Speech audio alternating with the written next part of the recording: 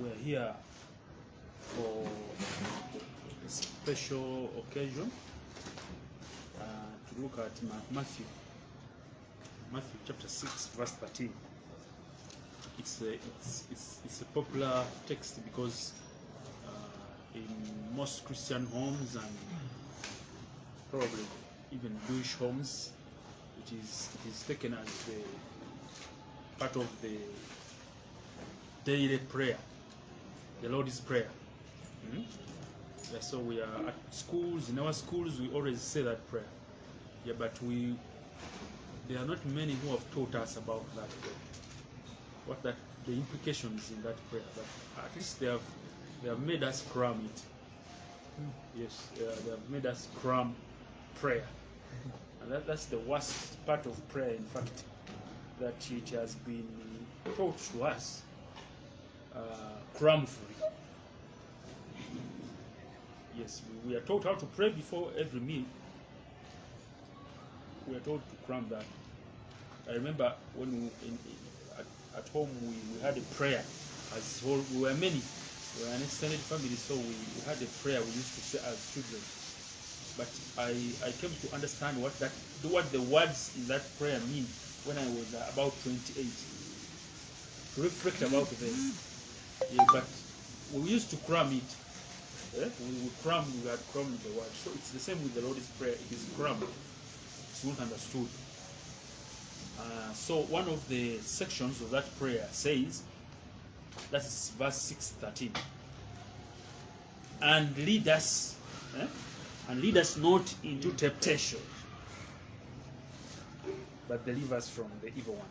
Now, there is that statement seems to imply that God is in the business of leading people into temptation. You understand? So, and many testimonies, we have heard them in church, we have heard them at home. They are based on that. You see? Yes, this was a test from the Lord. This was the test. This time, the temptation I'm in, I was tempted. God tempted me, and there is even backup.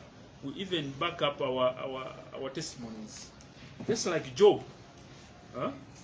It is known that Job was tempted. Not so. That God tempted who? Led Job into temptation. Yeah, so today we are asking the question: is it true God leads people into temptation? Yes. The last time you were tempted, was it God who led you? Yeah. Yes, and we always even justify that He leads us there for good reasons. Yes, but so what is the gist? What is the big idea of this today's sermon? We're going to discover that God has never begun. He has never started leading people into temptation. He has never touched Korangako. And not only has He never started, He will never lead people into temptation. That idea has never started in Him, and it will never start. He's not in that business of leading people into what? Into temptation. Temptation meaning what? Temptation, the word used here, the Greek word used for temptation, it means experiment. Experiment. You experiment is in the lab. We normally do experiments. Guinea pigs, rats. You understand? Monkeys. So you experiment. We see what the results will be. You experiment to find out. To find out what and that's what they normally tell us about Job. That God was experimenting.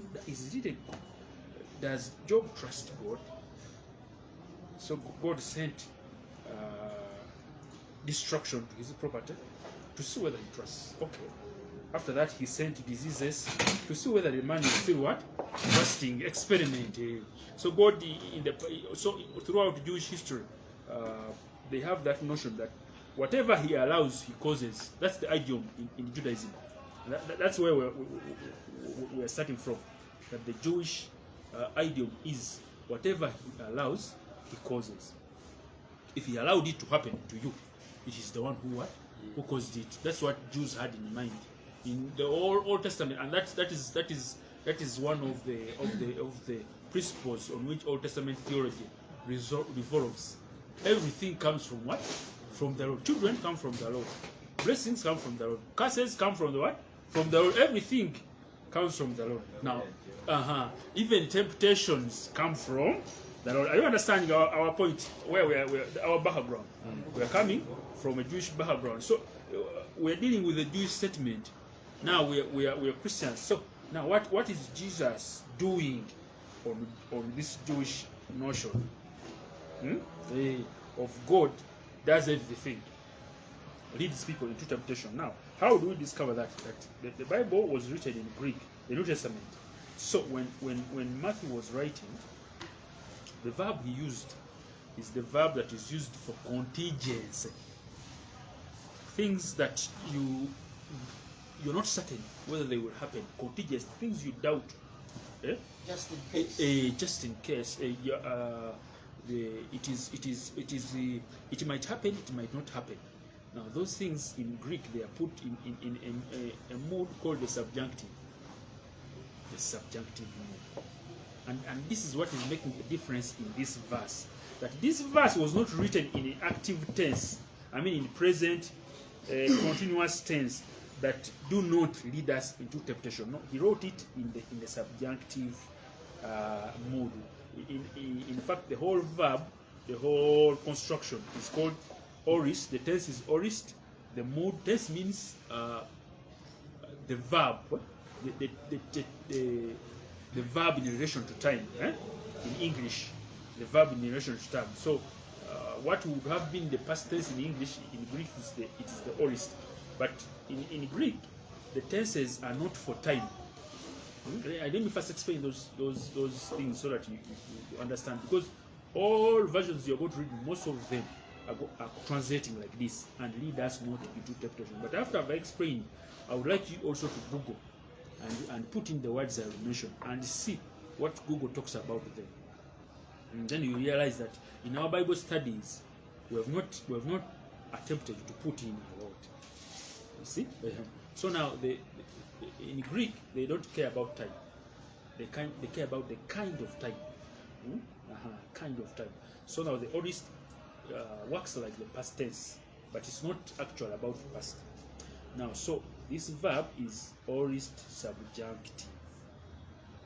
It is in the mood that is contingent, the mood of things you wish to come. Now, when things you wish to come, when you negate them in the Greek mindset, if they add a no, do not, and that verb there is a mood that is subjunctive, they are meaning that verb has never started. It is a what? It is a mood of prohibition. It is not only stopping. There is, if you carry this Bible and you are carrying it away, then you say, don't carry that Bible. It is different from what we are talking about. What we are talking about is, it stops you from carrying the Bible before you attempt to what? To carry. You understand it? Yes. So it can be translated. Don't ever lead us into temptation. It can be one way to translate, but the best way to clarify it to you so that you understand. This verse should have been, you do not lead us into temptation. You do not lead us into temptation. Hey, you do not lead us. ISV says, and never bring us into temptation. So now they are trying to struggle to bring out this idea. That the idea they are talking about of God leading people, of God taking people into temptation, has never started. God has never thought about starting such an idea. It is zero in his mind.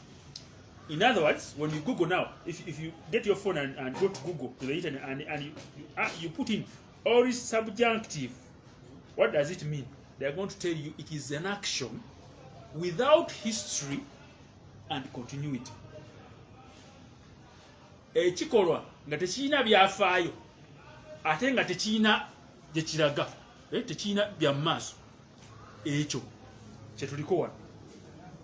Katonda okukema omuntu tekirina byafaayo okuva ensi lwe yali etondeddwa, tekitandikanga ate tekiribaawo.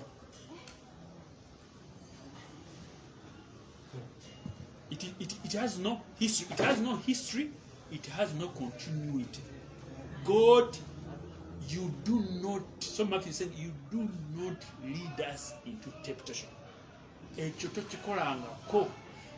That's the Christian. Yes, it's a Katonda takikolangako okutwala omuntu, omwana w'omuntu, a human being, into temptation. Now, after knowing the big idea, that's the big idea. Now, what is the background? How do we understand that and explain it and apply it? First of all, this book of Matthew, Matthew is interesting. One of the things he's doing, this is chapter 6. So Matthew, what he does before he comes to this verse, he first tells you until everything that was happening on Jesus was happening according to plan in the Old Testament. To fulfill. You are aware of it. That word is rampant in the book of Matthew. That all this happened to fulfill. So he first tells you that he is aware about Jesus doing things to fulfill according to plan, to God's plan. He also tells you that even bad behavior, even behavior that is unacceptable, behavior that is condemnable, cannot frustrate God's plan. In Jesus, when Jesus is fulfilling things, is working on God's plan, even your behavior of people, unacceptable behavior of people, cannot frustrate. How does he do that? That's what he shows you in the genealogy. Matthew 1. So let us read Matthew 1, 3, 4, and 5. In the genealogy. What? And Judah, the father of Perez, and Zerah by Tamar. Tamar, number 1. Go on. And Perez, the father of Hezron, and Hezron, the father of Ram, and Ram, the father of Aminadab, and Aminadab, the father of Nahshon, and Nahshon, the father of Salmon, and Salmon, the father of Boaz by Rahab. Rahab, number 2, go on. And Boaz, the father of Obed by Ruth. Ruth, number 3, you can end there. Okay. Those 3 names, Matthew is telling you unacceptable behavior. That these 3 individuals are linked to immorality in Judaism. You are aware of them. Tamar, Pastor Isaiah has preached many sermons about that already. They met somewhere. Someone didn't have money. Now what? Yes, because prostitution, by definition, you have to pay. These days I'm reading a book about the history of prostitution. It's a very interesting book, but it is saying that prostitution. Some people think multiple patronage is prostitution. That book says no. By principle, prostitution is not defined by how many partners you have. It is defined by the act of giving, expecting to pay what? Money. Even if it were one partner. If you are doing it for money.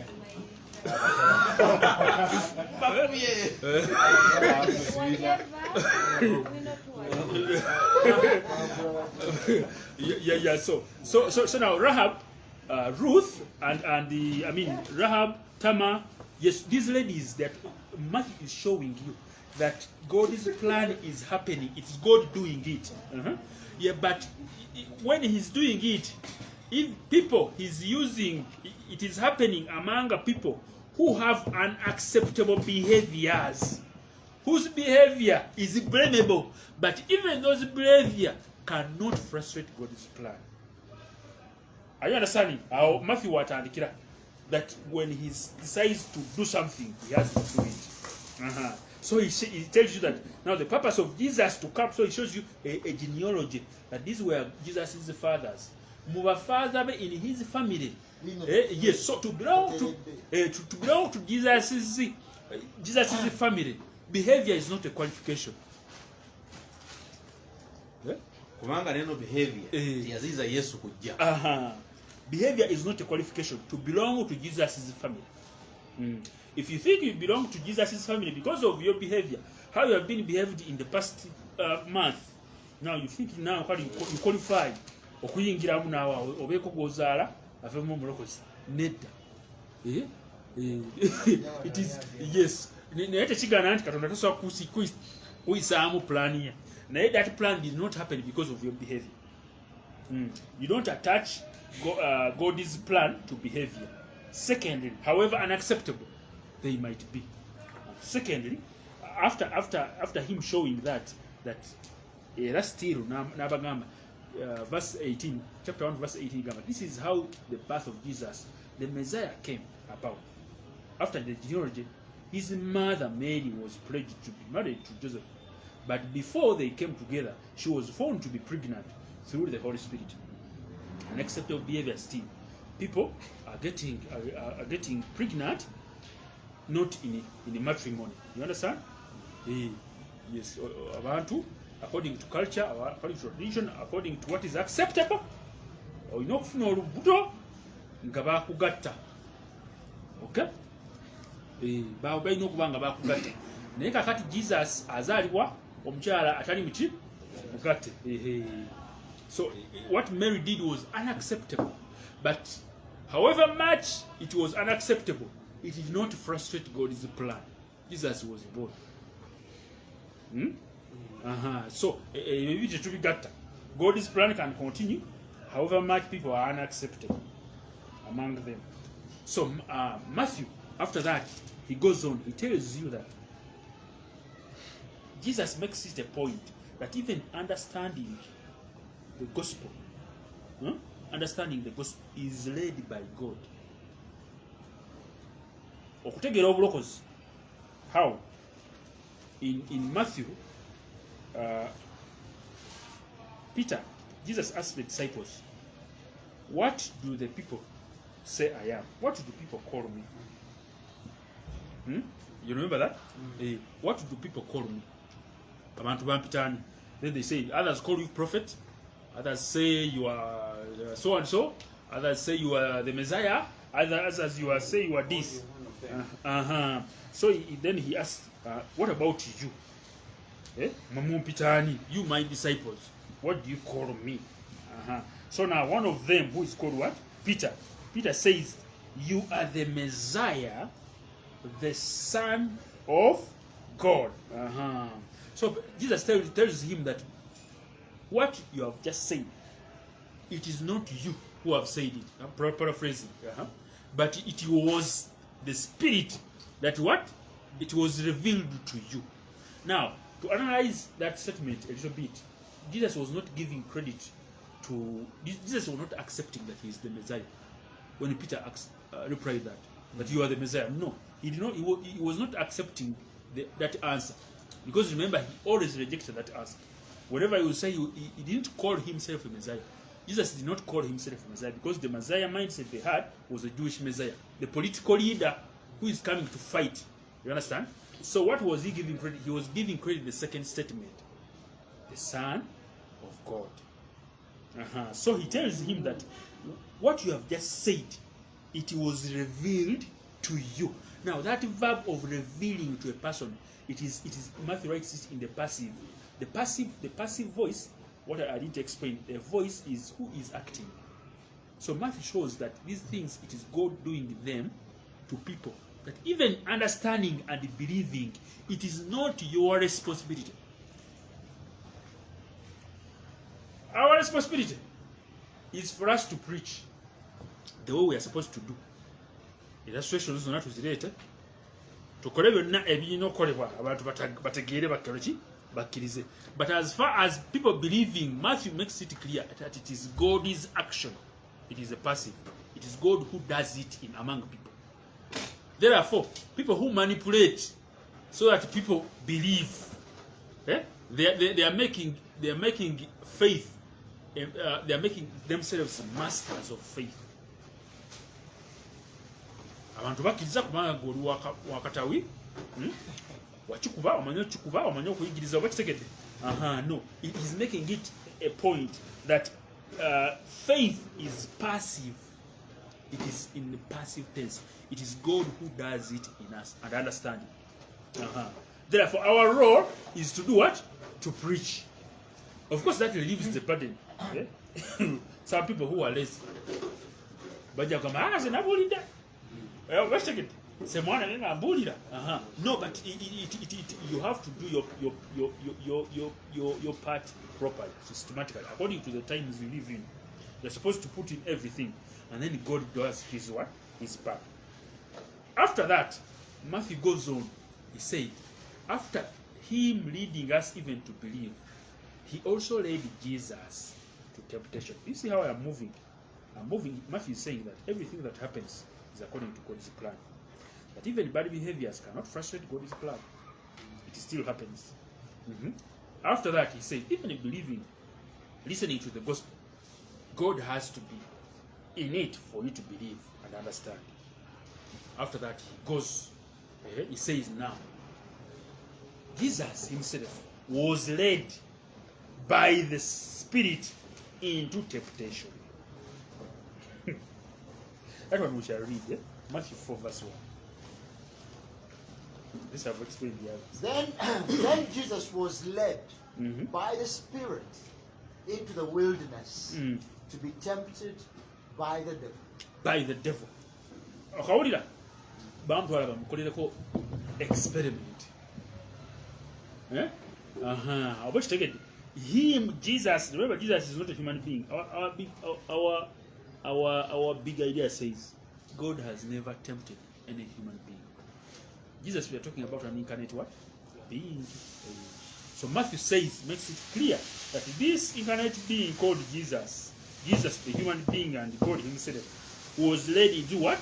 Into temptation. Are you understanding? After that, then he comes to us, to the prayer. He says, you do not lead us into temptation. For us, God has never started. His mind is made up. Now, a statement is written in the second person. Second person meaning you God doing it. Yes. But that statement can also be, can also be in the first person. Gwe nga Enoka. You can sit down with yourself. No government. Ekigambo ekiyitibwa omwenge. It will never cross my mind. You as you. You don't need a third person to tell you. You don't need instruction for it. You can sit with yourself. No, Nze, I will never do this. So that what are them subjunctive? You understand?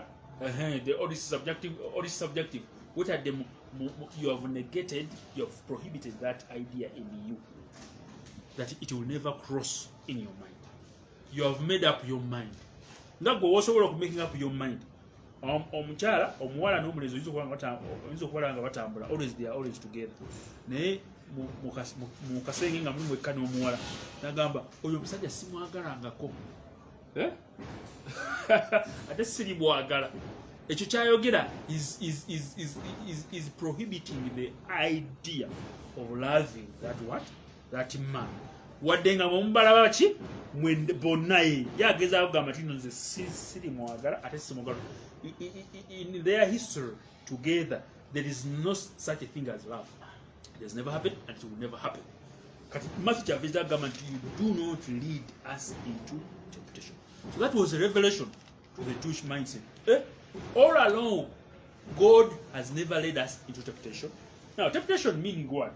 Temptation to them is whatever circumstance, jolimu, suffering, diseases, they come from what? From God. Yes. The challenges you have, it's not God who led you there. Your business did not die because God was tempting you. He was testing your faith. How after a business in a good day, business has a reason why you are. And that reason can be found out by if you consult with business experts. They will give you a list of reasons why your business is no more. The reason the business is no more is not because God was testing. Yes, you don't have children, not because God is testing you. Yes, Abraham didn't have children because God was testing him. Abraham, if we brought Abraham to our medical world today, there were reasons why Abraham was like that. Oh, not only Abraham, because in the Old Testament there is this attachment to curse when someone does not give birth.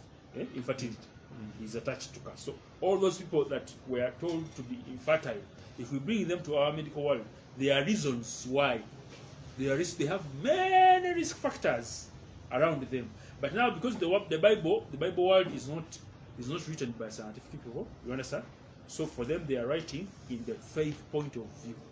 Everything is approached with God's they think God is behind everything. So the reason you don't have children in your family is not because God is testing you. You don't have children because of a certain reason, and you can consult with the obstetricians, gynecologists. They can tell you that reason. But the reason you're not having children is because this and this, and if you do this and this, you can have what? You can have children. It can be ascertained. The reason you are in that state of health is not because God is testing you.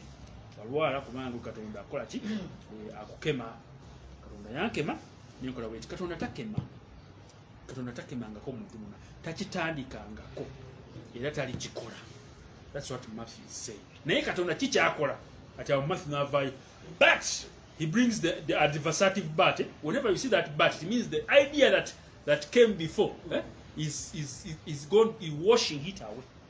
It is adversative, but he delivers us from the now you find some versions will I don't know what your versions you read. Say you read. Let us read like 2-3 versions. Holy Bible, NIV. It says, "But deliver us from the evil one." The evil one. Another version. NKJV. Okay, and lead us not into temptation, but deliver us from evil. From evil. This one is what? The evil one. Another one. Anyone who has a different one. What does it say? Bible in best English. And let us not be put to the test, but keep us safe from the evil one. Keep us safe from the evil one. Now there is that article. The Bibles that are saying evil, they have eliminated, they have ignored. Now, some have, let me not use the word ignorant, they are based on manuscripts that were written later that don't have the article. There is an article. So, the evil. So, all along, we are talking about the evil one. You understand? And who is the evil one? The devil. You understand? Deliver us from the evil one. So, Matthew is saying, but he delivers us. Now let us come to the verb. There we concentrate on the verb tempting. Now let us come to this verb also. What is this verb? Now this verb is written in a different mood. It is orit, middle, deponent. Now imperative. The mood is imperative. It means it is a command. It is a must happen. In God's mind, yakiteekamu, yakitandika okulokola abantu. You understand? It is imperative. The other one was subjunctive. kiyinza okubaawo wakitegedde kakale nadi prohibiting already kiri subjective and he prohibited do not, you do not. You understand? This one, he delivers. It is what he does. Secondly, he puts it in the middle. The middle voice means it is him. Whenever anything is written in the middle voice, let me give you an example. A good example. John bought himself a car. Who bought the car? For whom? For John. Akati yemugulike bagiteka mu middle. Kibategeeza. Ekintu nga kikoleddwa oyo yennyini ate nga akikola ku lulu. You understand?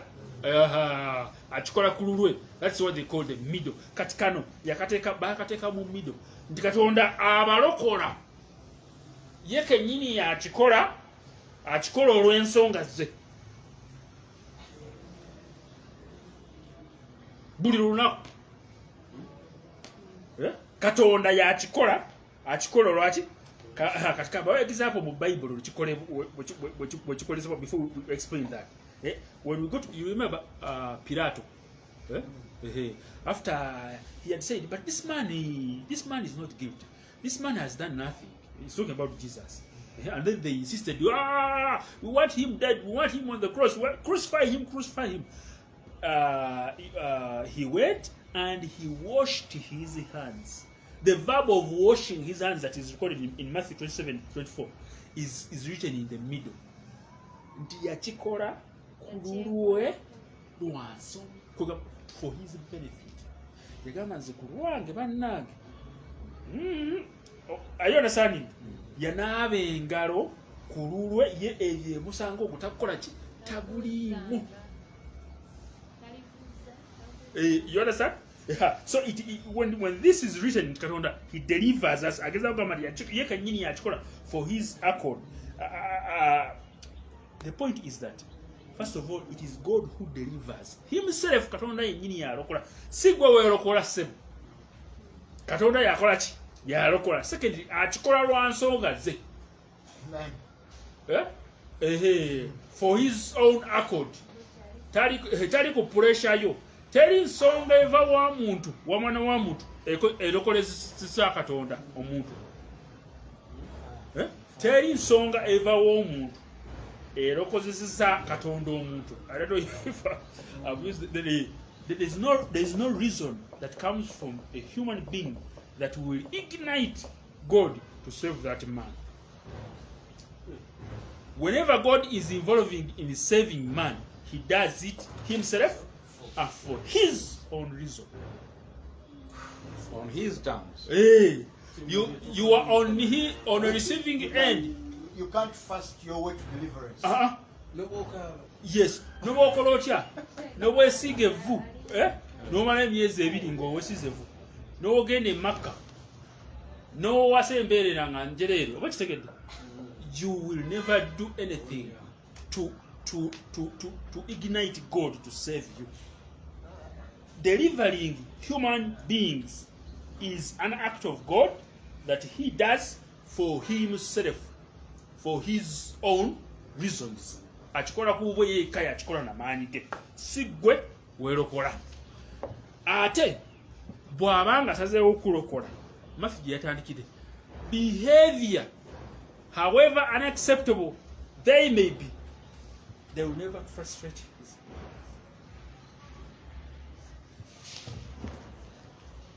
I think how Murphy is being radical when he's reaching this Jewish audience. Yes, that God saves us on his own accord. God has never tempted anyone. He never tempts you. Finally, Matthew shows that because it is the evil one, the victory that Jesus had on the evil one is the victory we have. That's why he said the evil one. You see?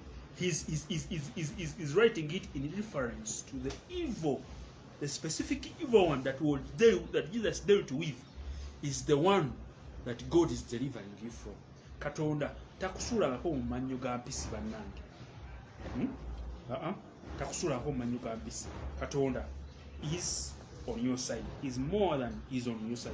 It therefore implies that the book of Job does not talk about God examining Job. It talks about totally different. That means we have misinterpreted it in our sermons. Buli wali wababona nga bajjayo Job. Buli wogenda abo bali abasiba. Whenever you go to people who are fasting, if you go to congregations that are fasting, 90% of those occasions the sermon preached is Job. Yes, that no matter how you are suffering, no matter what it is that you have, Job suffered. And then, but he did this. You see? Job's story is completely talking about a different thing in its context. Because Matthew is clarifying that God has never tested anyone. But all along, in all your life, he has been delivering you from the evil one. Yes, on his own accord, for his own reasons. Yes, he has been in the business of delivering you. He has never started to tempt you. God bless you.